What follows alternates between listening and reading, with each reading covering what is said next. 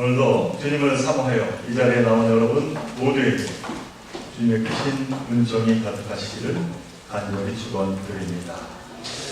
우리 김고인 권사님 오늘 기도하셨습니다만 하나님의 은혜가 아닌 것이 없습니다. 하나님께서 함께하여 주셔야 우리가 이 세상을 참으로 이기며 살아갈 수가 있습니다. 이런 가운데 늘 하나님을 바라보며 하나님의 도우심에 감사하며 살아가는 저와 여러분들 모두가 되시기를 간절히 바랍니다. 오늘은 벌써 2019년 하고도 5월 셋째 주일 아침입니다. 정말로 세월이 빠르게 흘러갑니다. 눈 깜짝하세 라는 말 그대로입니다. 그래서 더 두려운 것은 이렇게 빠른 세월이 지나가듯이 앞으로도 세월은 그 속도의 고비를 놓지 않으리다 라고 하는 겁니다. 그래서 우리는 늘 무엇보다도 시간을 소중하게 여겨야 한다. 시간을 금같이 여겨야 한다. 이렇게 말하는 말입니다. 참으로 당연한 말입니다. 그러나 대부분 우리는 지나간 시간에 대해서 아쉬움과 후회가 더 크게만 느껴집니다. 아마도 지나간 시간은 되돌릴 수가 없기 때문인 것입니다. 그러니 결국 문제는 나에게 주어진 앞으로의 시간입니다. 우리가 여전히 과거의 실수, 과거의 아쉬움, 잘못만을 반복한다면 다가오는 미래, 과거와 같을 것이고 그에 따른 아쉬움과 후회는 더 크게 느껴지게 될 것입니다. 그러므로 우리는 바른 내일을 위해서 무엇보다도 과거를 돌아보아야 합니다. 내가 어디서 무엇을 잘했는지, 반대로 무엇을 잘못했는지 물어야 합니다. 이 질문을 외면하는 사람은 결코 새로운 내일을 만나지 못합니다. 그러기에 떠올리기 싫고 보기 싫어도 지나간 삶을 꼭 돌아보고 다시 나를 온전히 세워 나아가야 될 것입니다. 여기에 참 소망이 있습니다. 저는 오늘 골로새서 3장을 본문으로 택했습니다만 12절 선바디에서 사도 바울은 이 골로새 교인들을 향해서 너무나도 듣기 좋은 호칭을 사용해 부르고 있습니다. 그것은 골로새 교인들이 하나님이 택하사 거룩하고 사랑받는 자라는 호칭입니다. 하나님이 택하사 거룩하고 사랑받는 자. 이는 참으로 믿는 자라고 한다면 누구나 듣고 싶은 호칭이 아닐 수가 없을 것입니다. 그런데 이 호칭이라고 하는 것은 단지 골로새 교인만을 향한 말씀은 결코 아니었습니다.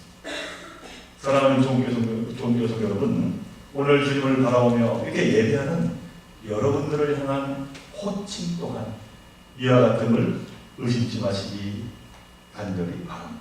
여러분 모두는 분명 하나님이 택하신 거룩하고 사랑받는 사람으로 소중한 사람들임을 잊지 마시기를 간절히 바랍니다.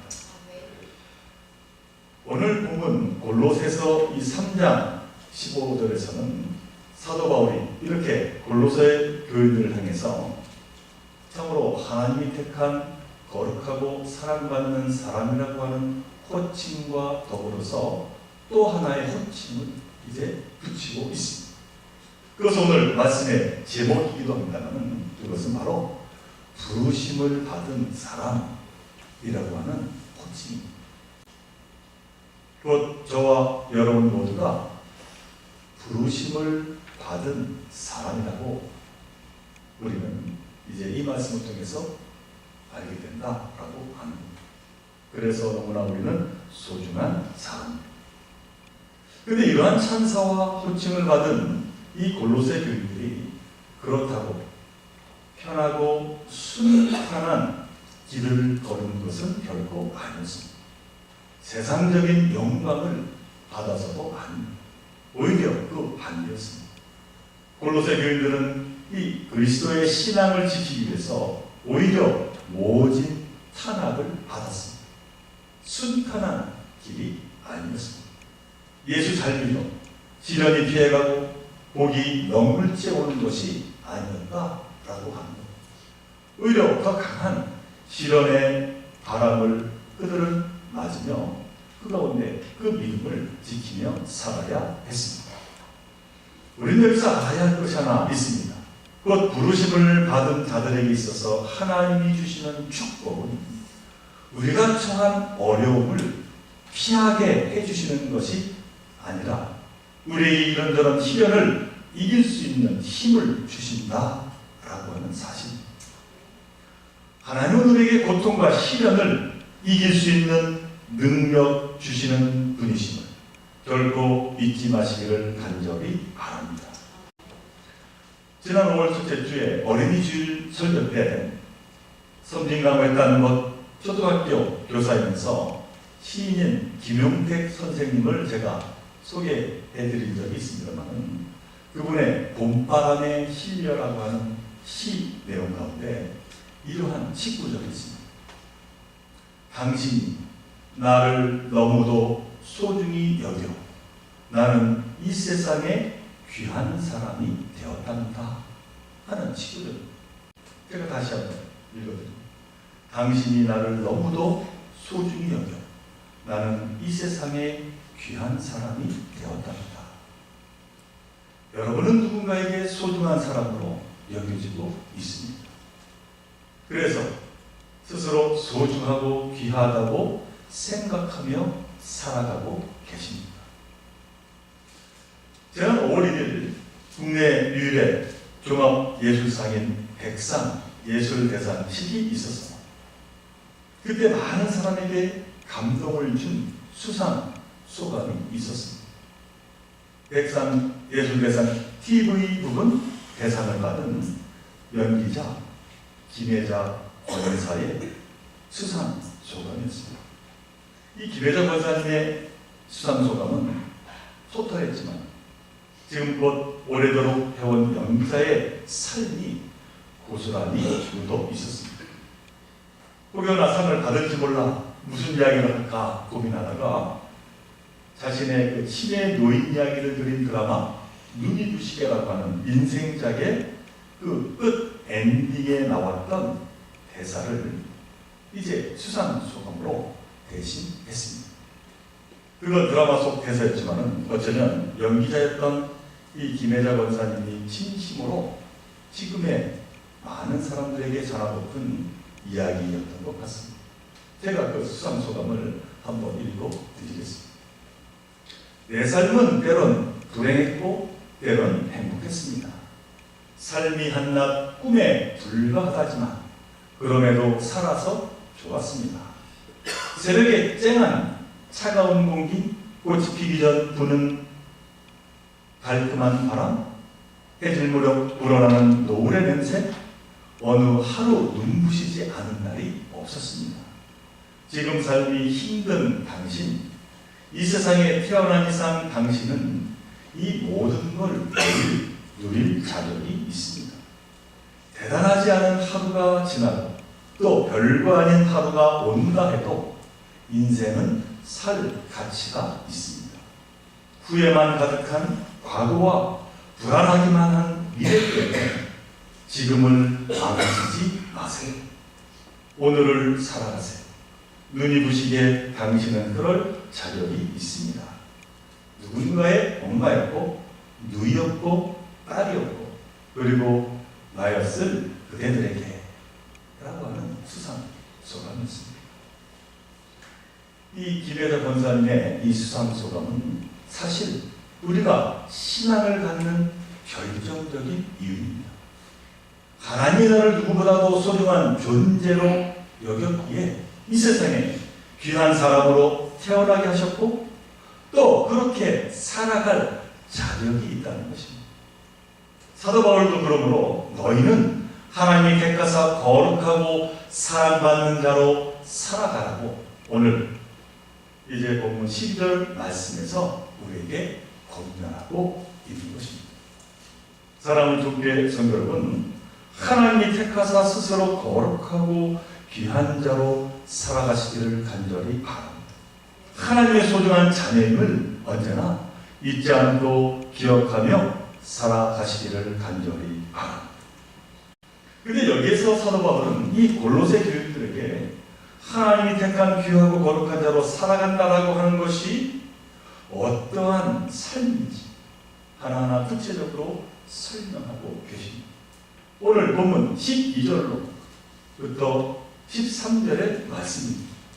긍휼과 자비와 경선과 온유와 오래 참음을 못 입고 누가 누구에게 불만이 있거든 서로 용납하며 피차 용서하되 주께서 너희를 용서하신 것 같이 너희도 그리하라. 사람이 함께 살다 보면은 좋았던 사람의 다른 면을 보고 실망도 하고 실증도 느낍니다. 그리고 알게 모르게 서로에게 상처도 줍니다.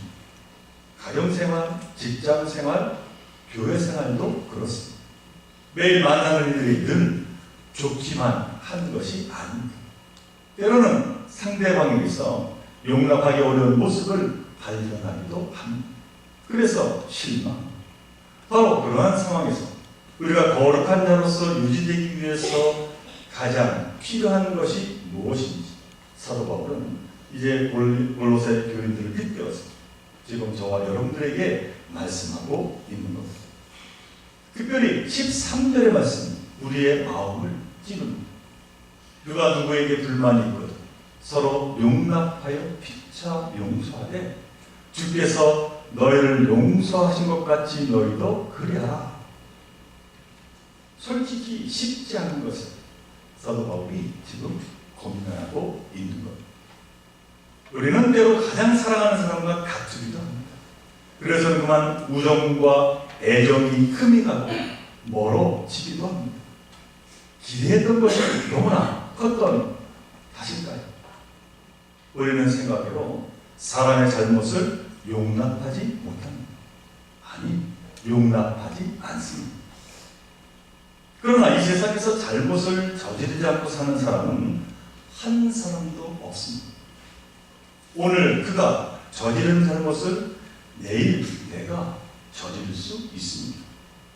그렇게 우리는 심판자의 자세로 남을 대하지 말아야 하는 것입니다. 용납하지 못하고 용서하지 못하는 것은 다른 사람의 그 잘못이 나에게는 결코 일어나지 않을 것이다라고 하는 교만에서 비롯되기 때문입니다. 그렇게 사도 바울은 갈라디아서 6장 1절에서 이렇게 말씀합니다. 형제들아, 사람이 무슨 범죄한 일이 드러나거든 신령한 너희는 온유한 심령으로 그러한 자를 바로잡고 너 자신을 살펴보아 너도 시험 받을까 두려워하라 말씀하고 계십니다. 남의 잘못이 드러날 때 오히려 온유한 심령을 가지라고 하십니다. 나가 그런 사람을 바로잡아주되 오히려 자기 자신을 살펴보라고 말씀하고 계십니다. 자신도 얼마든지 남이 범한 잘못을 저지를 수 있음을 두려워하라고 말씀하고 계신 것입니다. 사랑 좋게 성도 여러분, 용납과 용서가 왜 중요합니다. 용납과 용서는 잘못을 저지른 사람이 갖게 되는 그 죄책감을 씻어주기 때문입니다. 그리고 상대방의 잘못으로 상처받은 나를 그 피해의식에서 벗어나 자유롭게 해주기 때문입니다. 오늘 사도 바울은 바로 이러한 용납과 용서를 하나님께 거룩한 자로 부르심을 받은 자로서 가져야 할 삶의 모습이라고 말씀하고 계십니다. 그런데 사도 바울은 여기에 하나 더할 것이 있다고 하십니다. 그것은 다름 아니라 사랑이다. 오늘 본문 14절에서 말씀하고 있습니다. 이 모든 것 위에 사랑을 더하라. 이는 온전하게 매는 띠니라. 사랑은 완전하게 묶는 띠이기 때문에 용납하고 용서하는 데서 딱 그치지 말고 거기에 사랑을 더하라는 것입니다. 그러나 사람들은 용납과 용서가 어려운데 어떻게 거기에 사랑까지 할 수 있냐고 그렇게 반문할 수 있을 겁니다. 그러나 사랑이 없는 용납과 용서란 사실 거짓이기 때문입니다. 사랑이 없는 용납과 용서란 그저 무시와 무관심일 뿐이라고 하는 사실입니다. 한 예로 만일 용서하기 어려운 잘못을 내 자신이나 또는 내 손주가 저질렀다면 어떻게 했겠습니까? 아마 모르긴 해도 곧 용서할 뿐만 아니라 기꺼이 그를 껴안고 여전히 사랑할 것입니다. 그런데 왜 그 사랑이 다른 사람에게는 안 되는 겁니다. 이유는 간단합니다.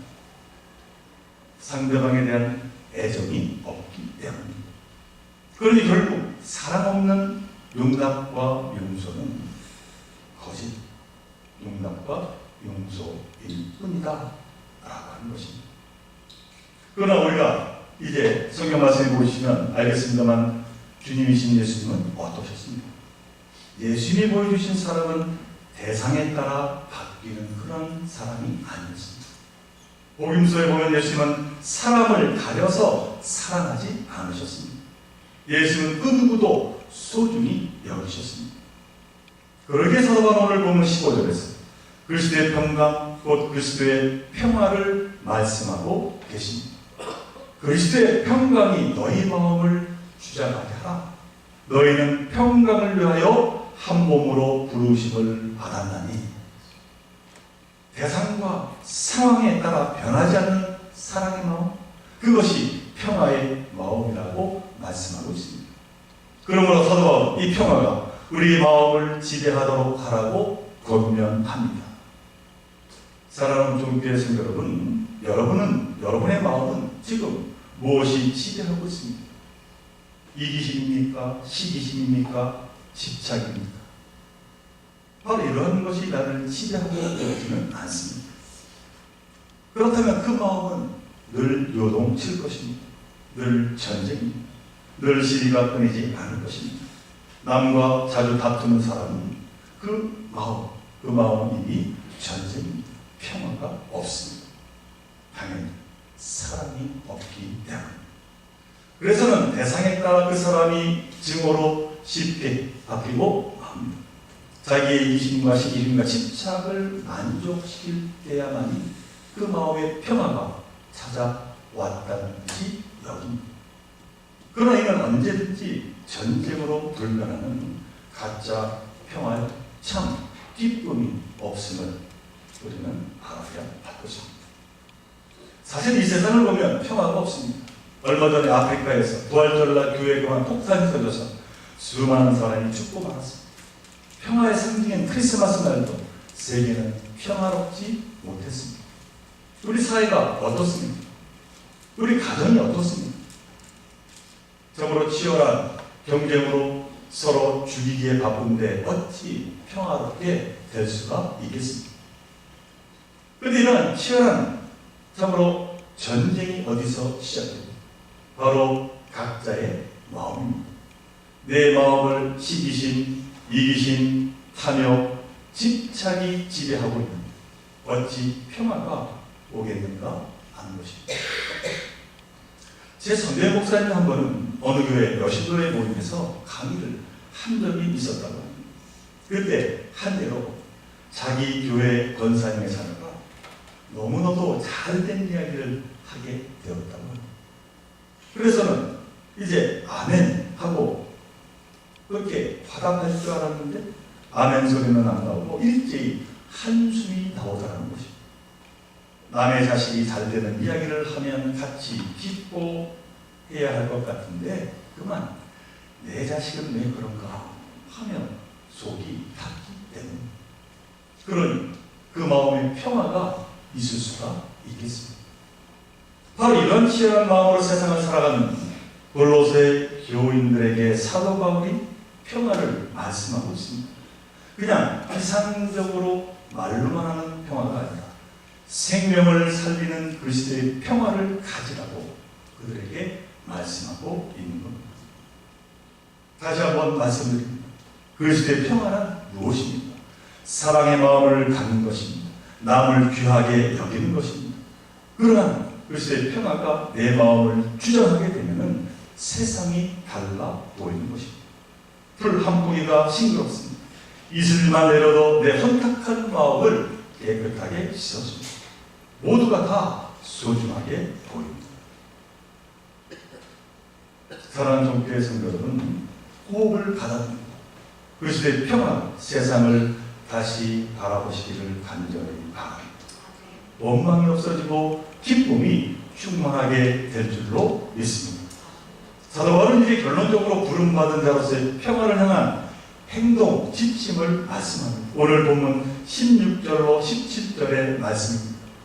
그리스도의 말씀이 너희 속에 풍성히 거하여 모든 지혜로 피차 가르치며 권면하고 시와 찬송과 신령한 노래를 부르며 감사하는 마음으로 하나님을 찬양하고 또 무엇을 하든지 말이나 이래나 다 주 예수의 이름으로 하고 그를 힘입어 하나님 아버지께 감사하라.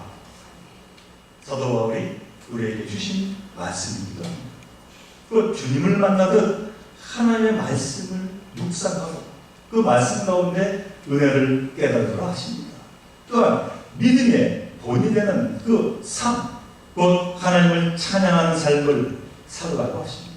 그리고 한마디의 말을 하더라도 사랑과 평화의 주님이신 예수님의 이름으로 하라 하십니다. 그리고 날마다 주시는 하나님의 은혜에 감사하라 말씀하고 계십니다. 사랑하는 교회, 사랑하는 종교의 성도 여러분, 왜 우리가 신앙생활을 합니까? 우리는 행복하게 살기 위해서 기쁨으로 세상을 바라보며 주신 부르심의 그 삶에 응답하는 자라서 이 자리에 하나님께 예배드리며 신앙생활을 하는 것입니다. 바라본데 용납과 용서는 남을 살리고 나를 살리는 것입니다. 그리고 사랑과 평화의 삶은 나를 부르심을 받은 자로 거룩하게 살아가게 하는 것입니다. 이 진리를 기억하고 하나님께 택함 받은 자로 온전히 살아가는 저와 여러분 되시기를 간절히 바랍니다.